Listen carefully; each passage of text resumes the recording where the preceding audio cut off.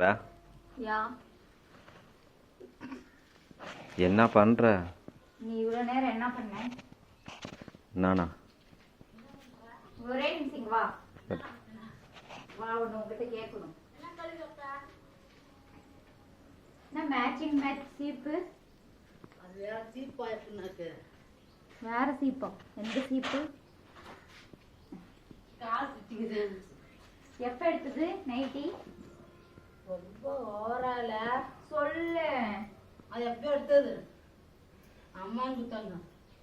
எங்க வாங்கிட்டு வேலைக்குதுமா சரண்யா, சரண்யா இது எப்போ கேட்டாரா? என்ன பண்ற? யாரு வேலைக்குதாம்மா? இங்கதாம்மா. யாருக்கு? உனக்கா? அக்காவுக்கு ரெண்டு பேத்துக்கு.